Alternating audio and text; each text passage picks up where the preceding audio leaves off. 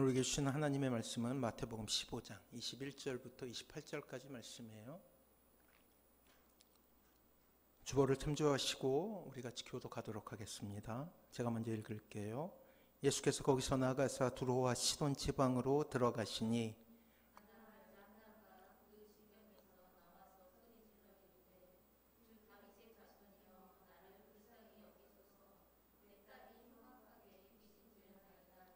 예수는 한 말씀도 대답하지 아니하시니 제자들이 와서 청하여 말하되 그 여자가 우리 뒤에서 소리를 지르오니 그를 보내소서.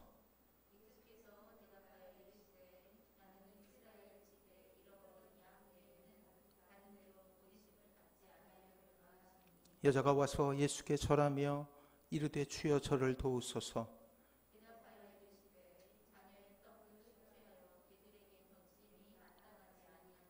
여자가 이르되 주여 올소이다마는 개들도 제 주인의 상에서 떨어지는 부스러기를 먹나이다 하니 이에 예수께서 대답하여 이르시되 여자여 내 믿음이 크도다 내 소원대로 되리라 하시니 그때로부터 그의 딸이 나으니라. 아멘. 교회 사이에 기라성과 같은 많은 믿음의 선진들이 경험한 것은 바로 믿음이 가져다주는 승리였어요. 적어도 주님을 구주라 믿기 시작한 후 이 믿음의 원리는 우리의 삶 전체를 지배하기 시작한다라는 것이죠. 우리의 삶의 전 영역은 믿음이라는 단어로 해석되기 시작하는 거예요. 우리가 겪게 되는 많은 어려움을 극복하는 건 역시 믿음의 범주 안에서 이해하기 시작합니다. 그래서 행복이라는 거대한 주제 아래서 믿음이라는 것을 우리가 이해하는 것은 굉장히 중요한 일이라 할 수 있습니다. 이제 이 시리즈를 마감하며 다시금 믿음이라는 주제로 돌아가는 것은 매우 현명한 선택이라고 할 수 있겠죠.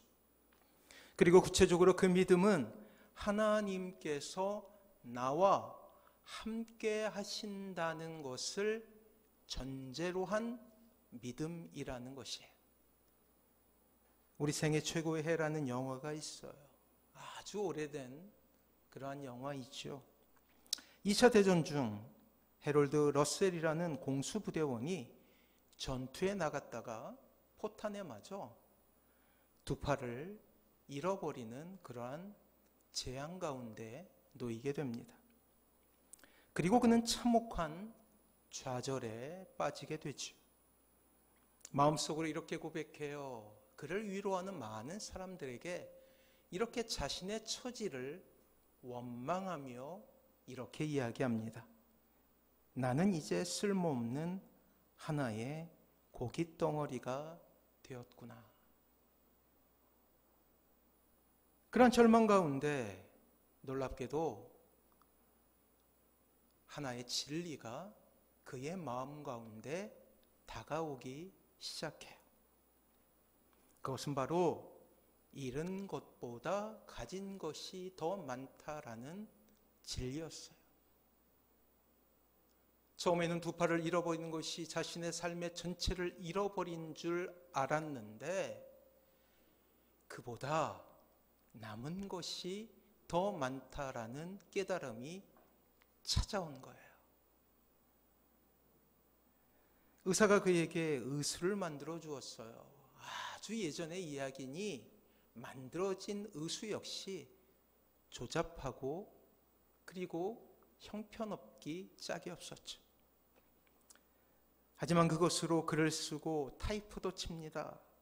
그의 이야기는 결국 영화화되어서 직접 이 불구자의 모습으로 주연을 맡아서 아주 훌륭하게 이 영화를 만들게 되죠. 그는 정성을 다해서 연기를 했습니다. 더욱더 놀라운 것은 그 영화로 말미암아 그는 아카데미 나무주연상에 선정되게 되죠. 그리고 그 상금은 상이 용사를 위해서 기부하게 됩니다. 그리고 어떤 기자가 찾아와서 그에게 이렇게 물어요.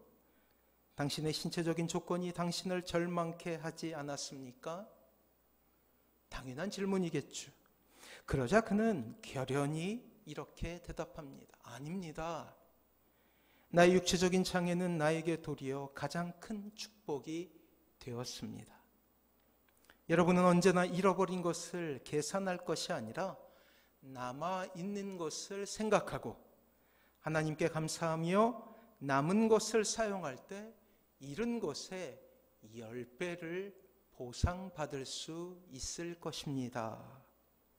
사랑하는 성도 여러분, 우리가 잃어버린 것에만 눈을 돌릴 때, 그것에만 집중하게 될 때 우리에게 보여지는 것은 절망뿐이죠. 하지만 그 잃은 것을 넘어 가진 것을 묵상하고 세어볼 때 우리는 또 다른 감사의 세계 가운데서 행복을 경험할 수 있게 되는 것이죠. 이 은혜로운 예화를 통해서 우리는 배우게 됩니다. 믿음은 불가능한 것을 가능하게 한다. 너무나 익숙한 결론이죠. 또한 우리가 예화를 접하며 늘 기대하는 결론이기도 합니다. 하지만 너무 정답인 것 같아서 때로는 우리의 현실 가운데는 없는 것처럼 여겨지는 이야기이기도 하죠. 이 이야기에 많은 사람들이 감동을 받고 그 고난에서 이겨내는 모습을 보기도 하지만 그러나가 중요해요.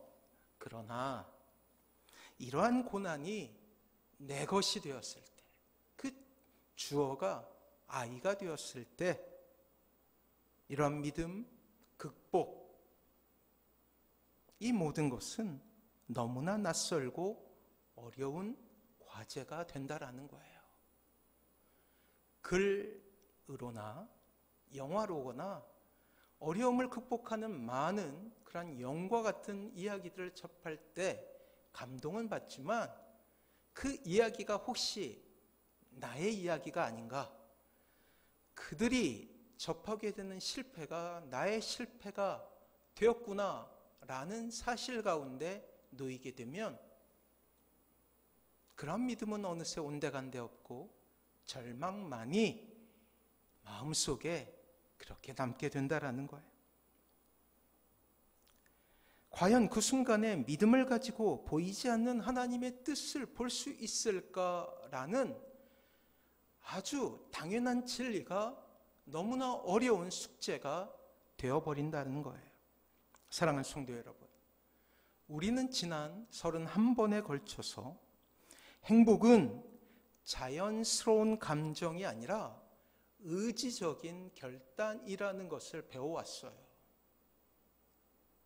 고난의 때 오히려 하나님을 절대 신뢰하는 믿음을 가질 때 하나님은 놀랍게도 행복이라는 낯선 세계로 우리를 인도하신다라는 놀라운 진리를 경험할 수 있었습니다. 우리의 믿음이 전적으로 하나님만을 향한다면 고난 가운데서도 우리는 하나님의 섭리와 계획을 경험하게 될 거예요. 그리고 이 안에서 신자는 고난과 고통에 대해 자유함을 얻고 그리고 이렇게 비로소 고백하게 되겠죠. 나는 행복한 사람입니다. 그러나 문제가 있다라는 거예요. 신자가 믿음으로 살아가지 못하는 두 가지 이유가 있어요. 첫 번째는 사단이라는 존재예요. 사단은 끊임없이 고난을 통해 신자를 문제 가운데로 가두게 하는 거예요. 악한 영의 원대한 꿈은 신자에게서 행복을 앗아가는 거예요. 왜냐하면 하나님의 원대한 꿈이 신자가 행복한 것이기 때문이죠. 끊임없이 불행이라는 덫을 놓아서 이 땅의 신자를 불행하게 만들고 결국 불행한 삶으로 인하여서 하나님을 떠나게 하는 것이 악한 영의 목표라는 거예요. 눈에 대한 질병 가운데 녹내장이라는 그러한 질병이 있어요. 저도 몇 주 전에 갑자기 눈에 이상이 왔어요. 이게 비문증이라고 하죠. 이렇게 먼지 같은 것이 막 떠돌아다니는데, 예전에도 그런 증상이 있었는데 지금도 이렇게 뭐가 이렇게 떠돌아다녀요. 근데 제 아내한테는 정확하게 얘기를 안 했는데 거의 눈의 시야에, 이 왼쪽 눈의 시야에 거의 절반을 다 가리는 정도. 얼마나 무서웠는지. 그래서 안과에 가서 이렇게 이제 진단을 받아볼 정도로, 지금은 거의 없어졌어요, 그게. 무엇 때문이었는지, 아마도 스트레스 때문이 아니었는가라는 생각이 드는데, 이게 마음속에 두려움이 생길 정도로, 의사의 그 진단마저도 이게 과연 맞는가라는 생각이 들 정도로, 그 의사를 못 믿을 정도로 이게 증상이 좀 심각하다고 여겨졌어요.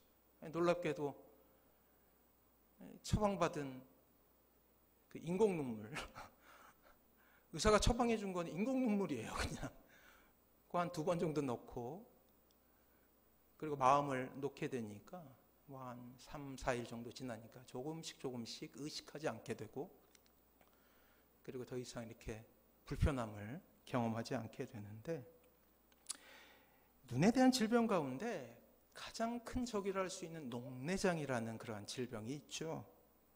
이 녹내장은 안압이 상승함으로 인하여서 시신경이 눌려 혈액 공급을 막아서 조금씩 시야가 좁아지는 거예요. 문제가 있는데 이 녹내장은 느끼지 못한다라는 거예요. 시야가 조금씩 좁아지는데 그것을 알아채지 못한다라는 거예요. 이때 치료를 받지 못하고 방치하면 이 녹내장으로 말미암아서 실명까지 하게 되죠. 거의 시력을 잃을 때까지 그 증상을 느끼지 못하고 만다라는 거예요. 그래서 나중에는 이렇게 동전만하게 그냥 볼 수밖에 없는 치명적인 결과를 맞이하게 되는 거예요. 악한 영은 신자에게 여러 가지 방법을 통해서 무뎌지는 방법을 사용해요. 마치 녹내장에 걸린 것처럼. 코로나19 시대를 우리가 살아가고 있잖아요. 이 코로나19의 시대에 신자가 가장 경계해야 될 것은 무뎌짐이에요. 적당이라는 말이에요. 영적인 게으름이에요. 무뎌지게 만드는 거예요. 감격과 감사를 잃어버리는 거예요. 절망의 바닷속에서 감사와 감격을 잃어버리게 돼요. 결국 하나님을 떠나 영적인 비참의 상태에 들어가게 되는 거예요. 근데 그때까지 깨닫지 못한다라는 거예요. 내 영의 상태가 어떤지 하나님을 보지 못하면서도 그것이 아무렇지 않게 느껴지는 영적인 녹내장의 상태 가운데 있을 수 있다라는 사실을 알아야 되는 거예요. 그럼 어떻게 되냐면 전문가를 찾아가야 되는 거예요. 의사를 찾아가야 되는 것이죠. 녹내장 검사도 했는데 여러 가지 기계를 거치더라고요. 한 3, 4개의 기계를.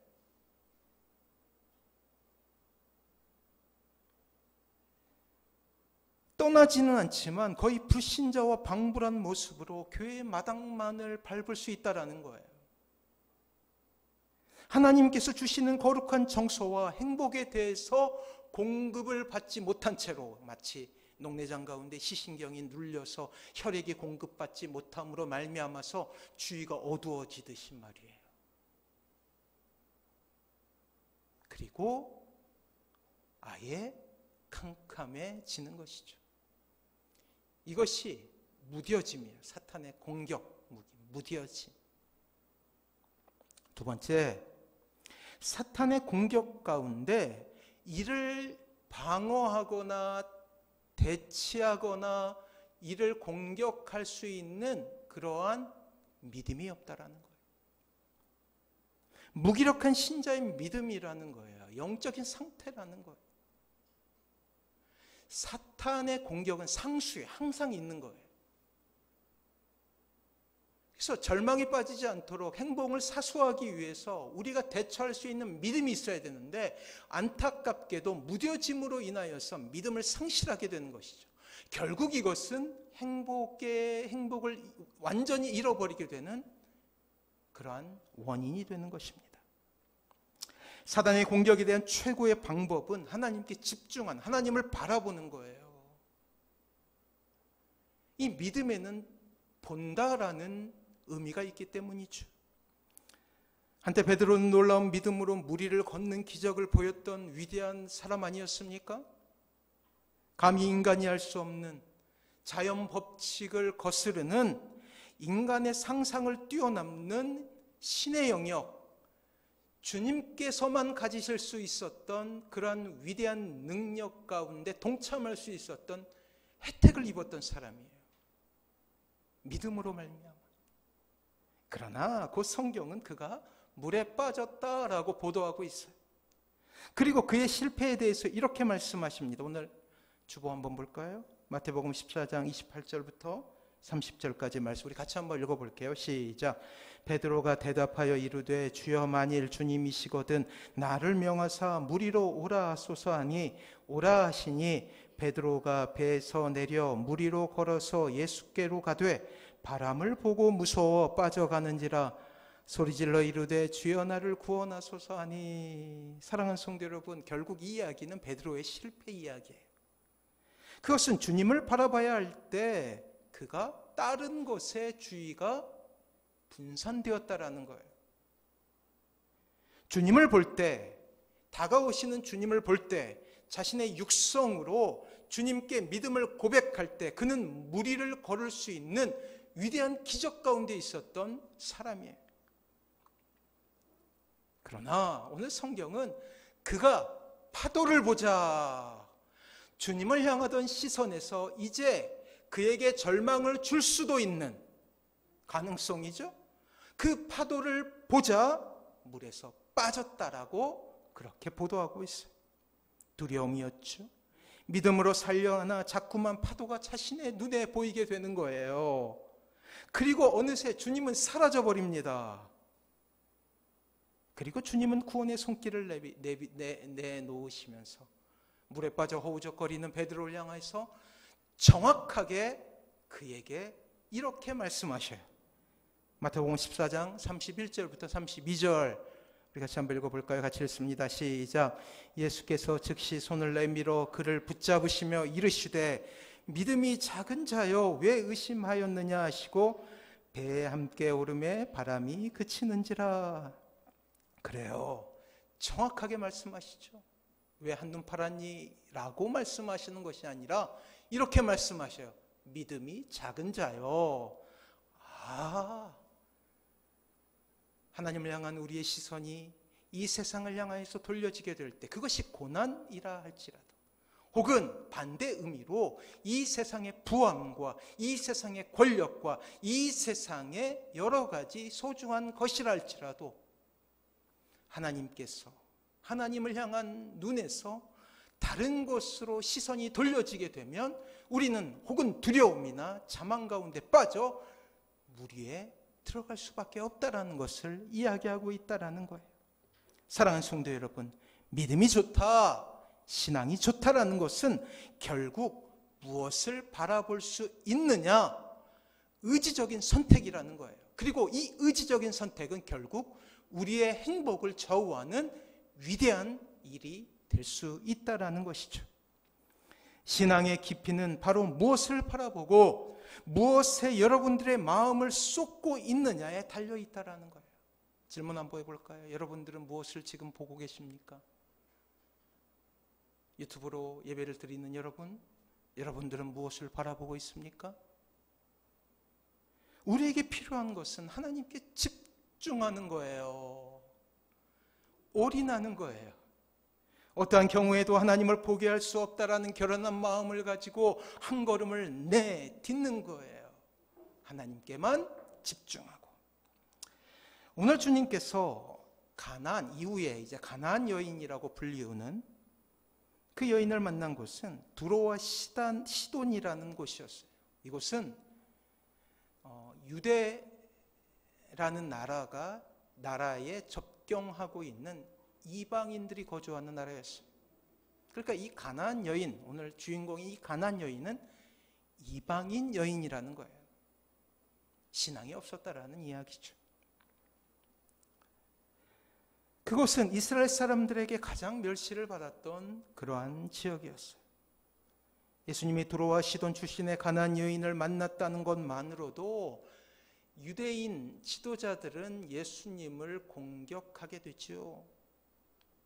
재미있는 것은 마태가 21절부터 이방인이었던 이 가나안 여인을 소개하기 전에 15장, 마태복음 15장 전반부, 즉 1절부터 20절까지는 바리새인들을 동원해서 그들의 믿음이 얼마나 허구인지 보여줘요. 이 극명한 대치를 통해서 하나님은 중요한 것이 무엇인가를 우리에게 보여주고 계신다라는 거예요.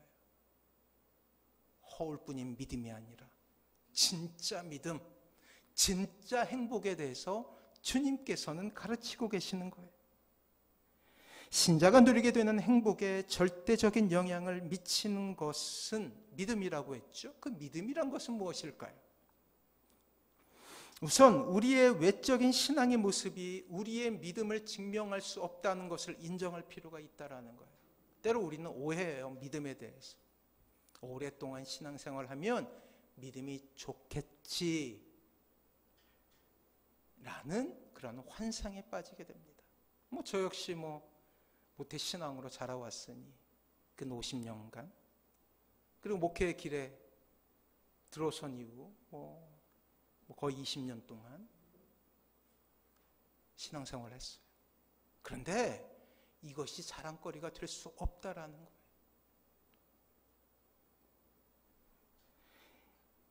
이것이 이 세상에 오신 예수님께서 줄곧 주님의 삶을 통해서 혹은 말씀, 육성을 통해서 우리에게 전하시던 그러한 진리라는 거예요. 세상의 모든 가치와 세상의 모든 선입견을 전부 전복시키는 위대하고도 혁명적인 말씀이라는 것이죠. 그렇습니다. 우리가 자랑하던 10년 혹은 20년의 신앙생활의 연수가 우리의 믿음을 대변할 수 없다는 것을 인정할 필요가 있다는 거예요. 우리가 가면을 벗자라는 거예요, 이 시간.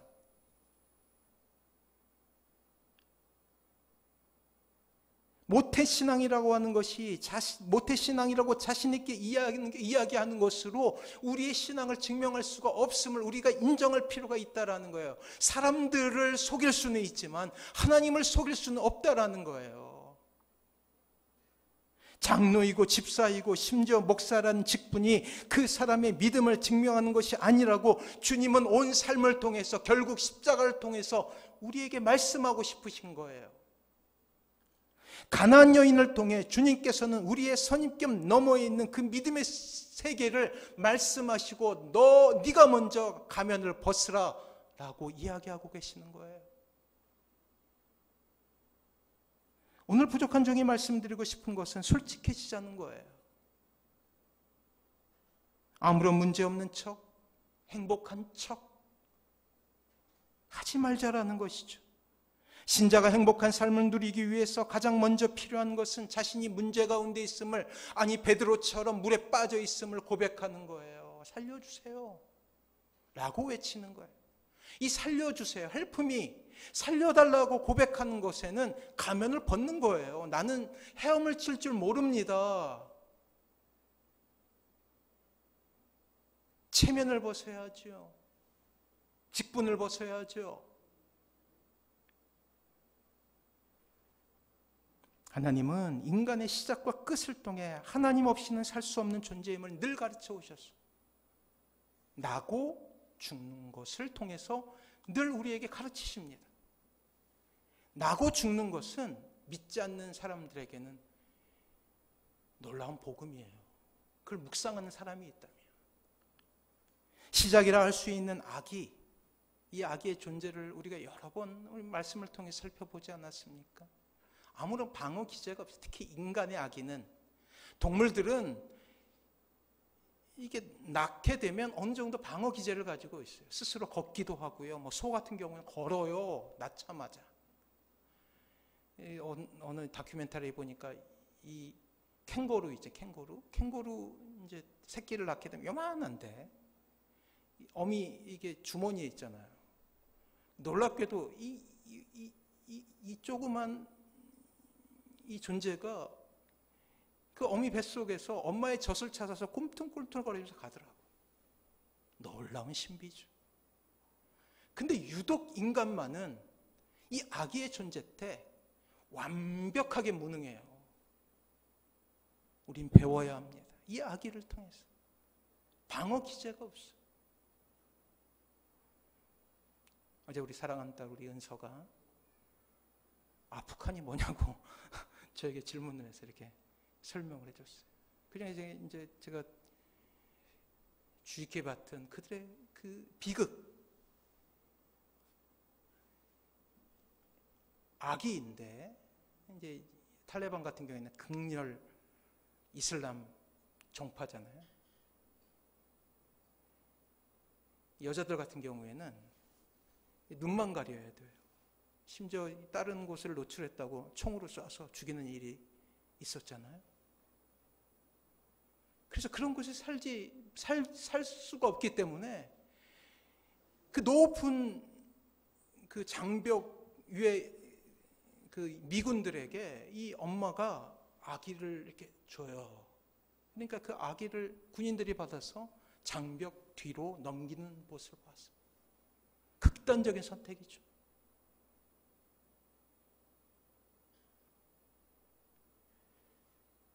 아무런 방어 기제가 없는 거예요. 엄마를 비롯해서 누군가의 도움을 받지 못하면 죽게 되는 거예요.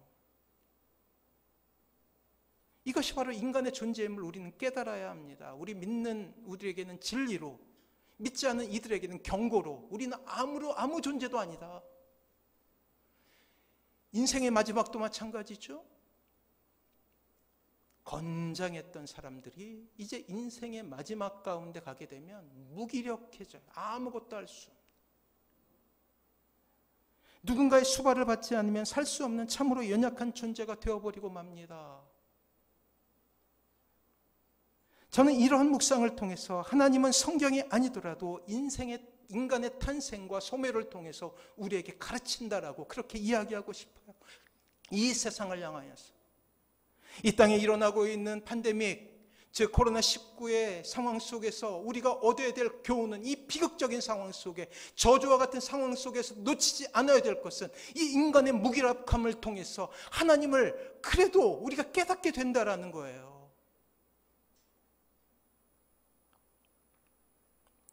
그래요. 우리가 지난 31주 동안 탐구했던 행복에 대한 하나님의 정답은 믿음이었던 것이죠. 이 연약함 가운데서 누구를 바라볼 것이냐, 무엇을 의지해야 될 것이냐 라는 결론에 도달해야 된다라는 거예요. 오늘 본문을 통해 우리는 한 여인을 만나게 됩니다. 인생의 가장 큰 비참 가운데 살았던 그 여인의 이름은 엄마예요. 엄마. 마치 아프간의 그 엄마들처럼 아이라도 살려내길 바라는 그 엄마의 눈물과도 같은 투쟁의 이야기죠. 21절 말씀을 통해 예수님은 두로와 시돈 지방으로 들어가셨을 때 가나안 여인이 찾아왔음을 우리는 알게 됩니다. 그 가나안 여인은 귀신 들린 딸을 둔 여인이었고, 귀신 들렸다는 딸이 이것이 원인이 되어 고통의 시간, 어머니로서 도저히 견딜 수 없는 험악하고 절망적이고 그리고 그 비극적인 책임의식 가운데 자신을 자책할 수밖에 없는 지옥과도 같은 삶을 살고 있었던 그러한 엄마였어요.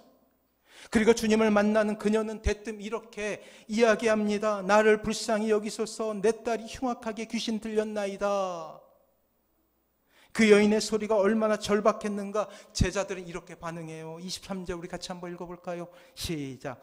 예수는 한 말씀도 대답하지 아니하시니 제자들이 와서 청하여 말하되 그 여자가 우리 뒤에서 소리를 지르오니 그를 보내소서. 말린 거예요. 제자들이 나가서 12명의 제자들이 가서 말렸는데 도저히 그 여인 하나를 막을 수가 없었어요.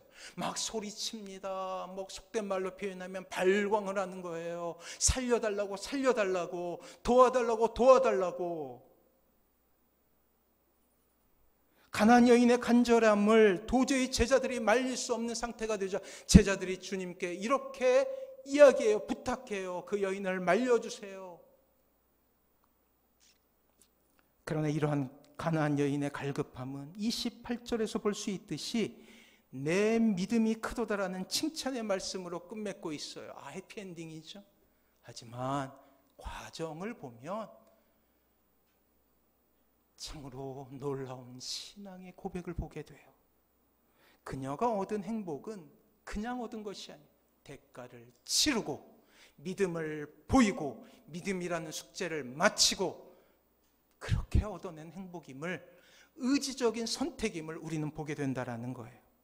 자, 가나안 여인의 믿음의 본질을 한번 탐구해 볼까요? 어떻게 이 여인에게 이토록 애절하고도 간절한 믿음이 생긴 것입니까? 쉽게 우리는 답을 얻을 수 있죠. 딸에 대한 놀라운 사랑 때문이에요.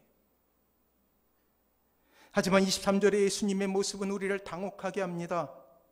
소리를 지르고 있는 한 여인의 고통스러운 호소에 예수님은 미동치 아니하고 무미건조한 답을 내리셔요. 23절 같이 한번 읽어봅니다. 같이 한번 읽어볼게요. 시작. 예수님께서 한 말씀도 대답하지 않으시네. 느껴지시나요? 그 찬바람이. 침묵이죠. 그렇게도 많은 크리스찬들에게 좌절을 주었던 하나님의 침묵 아닙니까? 늘 말씀드리지만 신자라 할지라도 고난이라는 것은 가까운 이웃과도 같아요. 이것을 인정할 때 우리는 비로소 출발하게 된 거예요. 행복을 향한 그 여행을. 문제는 신자를 좌절하게 하는 이유가 대부분에 있어서 고난 그 자체라고 하기보다는 침묵을 경험할 때이죠. 이런 예수님의 냉정한 모습은 24절을 통해서 더 심화됩니다. 우리 24절 같이 한번 읽어봅니다. 시작. 예수께서 대답하여 이르시되 나는 이스라엘 집에 잃어버린 양 외에는 다른 데로 보내심을 받지 아니하노라 하시니, 얼마나 섭섭한 말씀인지. 나는 이방인들은 나의 사역의 대상이 아니야. 그리고 26절을 통해 절정을 보여요. 여기서 그치는 것이 아니라 아주 혹독하고도 냉혹한 대답이 되돌려져 옵니다. 26절 같이 한번 읽어봅니다. 시작. 대답하여 이르시되 자녀의 떡을 취하여 개들에게 던짐이 마땅하지 아니하니라. 예수님의 성품을 생각하면 도저히 이해할 수 없는 말씀을 하셔요. 하지만 주님은 알고 계셨죠. 이 여인의 믿음을, 간절함을. 여인을 낙심케 하는 예수님의 침묵 후에 주님의 사명이 유대 중심이었음을 밝히시고 여지를 남기신 채 않은 채 26절을 보면 소망의 여지를 남기지 않는 것처럼 보여요. 이 그 당시에 유대인이 이방인들을 보던 전형적인 시각을 드러내시죠. 이 말은 너무나 가혹하게 들려요. 하지만 우리는 알고 있어요. 이 단계가 지난 후에 예수님께서 이 가나안 여인에게 하셨던 놀라운 축복의 말씀, 좌절하는 그때 여인의 믿음의 말이 흘러나오기 시작해. 숨죽이며 차분히 자신의 믿음을 이렇게 보입니다. 27절 우리 같이 한번 읽어볼게요. 같이 읽습니다. 시작. 여자가 이르되 주여 올소이다마는 개들도 제 주인의 상에 떨어지는 부스러기를 먹나이다 하니, 이 짧은 구절을 통해 자신의 믿음을 드러내는 거예요. 가나안 여인은 모든 자존심을 던지고 엄마라는 옷을 입고 개가 되기를 주저하지 않습니다. 놀랍게도 이 짧은 고백은 주위의 모든 사람들이 놀랄 수밖에 없는 주님의 칭찬과 위로를 듣게 하죠. 어쩌면 유대 지도자들에게는 공격의 빌미가 되는 이 말씀, 내 믿음이 크도다. 이 한마디 말로 시끄러웠던 청중들이 모두 사라져요. 그리고 그 자리는 예배의 현장이 돼요. 주님을 향한 이 여인이 홀로 드리는 예배로 바뀌게 된다라는 거예요. 때로 신앙생활하다 너무나 곤고하고 큰 절망이 우리를 기다릴 때가 있어요. 있지요. 도저히 빠져나갈 수 없는 고통 속으로 밀려 들어가는 경험들이 있습니다. 아무런 빛도 발견할 수 없는 암흑이 우리를 괴롭힐 때가 있다라는 거예요. 오늘 여인의 신앙 고백은 자신의 처지를 바로 알고 가장 겸손한 모습으로 예수님의 능력 가운데 엎드려 자비를 구하는 믿음의 모습임을 기억할 필요가 있다라는 거예요. 우리가 잃지 말아야 될 행복을 향한 가장 위대한 믿음의 모습. 위대한 어머니의 사랑, 이것이 주님께 대한 전적인 간구와 놀라운 은혜만을 구하는 믿음의 여인, 비록 이방인이지만 이 여인의 믿음의 원천과 하나님의 사랑과 위로를 우리는 시편 51편 17절 말씀을 통해 확인하게 됩니다. 무엇이 믿음이었는지 한번 볼까요? 그 위대한 고백. 시편 51편 17절 주보에 있습니다. 우리 같이 한번 읽어볼게요. 같이 읽습니다. 시작. 하나님께서 구하시는 제사는 상한 심령이라 하나님이여 상하고 통회하는 마음을 주께서 멸시하지 아니하시리다. 뭐라고 그래요? 제사라고 그래요. 제사. 예배. 모든 사람은 사라지고 이 여인 혼자 단독으로 주님 앞에 드리는 예배가 되었다라는 거예요. 이것이 진짜 예배예요. 상한 심령. 원래 원어의 뜻은 깨진 마음이라는, 깨진, 박살난 마음, 누구도 봉합할 수 없는 절망, 상한 마음으로 주님 앞에 나가는 믿음의 행위를 통해 얻어지는 놀라운 위로가 있음을 우리에게 말씀하고 있죠.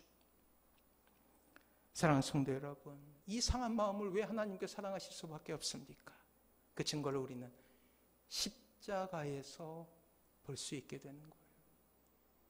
독생자이신 예수를 십자가의 목박으로 말미암아 스스로 하나님은 이 상한 심령을 갖게 되신 분이에요. 이 가슴에 이름표를 달고 계세요. 상한 심령. 그래서 여러분들이 경험하게 되는 상한 심령, 깨진 마음을 하나님께서는 너무나 잘 알고 또 사랑하고 계신다라는 거예요. 그것을 믿음으로 받아주신다라는 거예요. 사랑하는 성도 여러분, 때로 우리의 삶이 절망의 나락으로 빠질 때가 있죠. 도저히 손쓸 수 없을 정도로 모든 것이 무너지는 경험을 경험하게 됩니다. 그러나 그러한 상황에 처했을 때 낙심하지 말 것은 적어도 믿는 우리에게는 예수라는 희망이 있다라는 거예요. 주님을 알지 못하는, 혹시 우연이라도 이 설교를 듣게 되는 분이 있다면 여러분들에게도 예수라는 소망이 있습니다. 비록 상황은 상한 심령이요 절망이요 좌절이지만 그 마음을 사랑하시는 하나님이 여러분들을 기다리고 계신다는 사실을 잊지 마시기 바랍니다. 어쩌면 이 세상은, 여러분들의 동료들은 고통 중에 절망하고 있는 사람들에게 이렇게 이야기할 거야. 자업자득이다. 지지리도 복이 없어 그럴 것이라고 비웃을 때가 있죠. 그러나 진정 믿음 있는 사람은 그러한 고난과 절망 속에서 하나님의 계획과 사랑을 볼 수 있는, 변치 않는, 눈동자가 흔들리지 않는 그러한 시각, 믿음이라는 시각을 갖고 있는 사람이에요. 지금도 절망 가운데 눈물을 흘리며 하나님의 긍휼을 구하고 있다면 상한 심령으로 그것을 받아주시고 여러분들을 위로하시는 하나님의 마음이 있음을 기억하시기 바랍니다. 그리고 곧이어 이 여인이 그랬던 것처럼, 가나안 여인이 그랬던 것처럼 사랑하는 딸도 낳을 뿐만 아니라 주님도 믿어 진정한 행복한 사람이 될 수 있음을 우리는 이 여인의 삶을 통해, 가나안 여인의 삶을 통해 배울 수 있어야 한다라는 거예요. 사랑하는 성도 여러분, 행복한 삶은 그냥 얻어지는 것이 아닙니다. 행복한 삶의 비결은 공부를 통해 많이 깨닫는다고 얻어지는 것이 아니에요. 하나님의 말씀을 듣는 것을 통해 그냥 자연스럽게 이루어지는 것이 아닙니다. 우리의 삶 가운데 이 말씀의 원리들을 적용하며 상한 심령이 되어 하나님 앞에 나아갈 때 여지없이 하나님은 여러분들의 인생 가운데 행복이라는 놀랍고도 위대한 그러한 삶을 선물로 주실 거예요. 사랑하는 성도 여러분, 행복한 삶을 원하십니까? 그렇다면 믿음으로 나아가십시오. 믿음을 잊지 마십시오. 그렇게 될 때 우리는 진정 행복한 사람이 될 거예요. 이 놀라운 은혜 가운데 서시는 사랑하는 모든 성도님들 되시길 주님의 이름으로 축원합니다.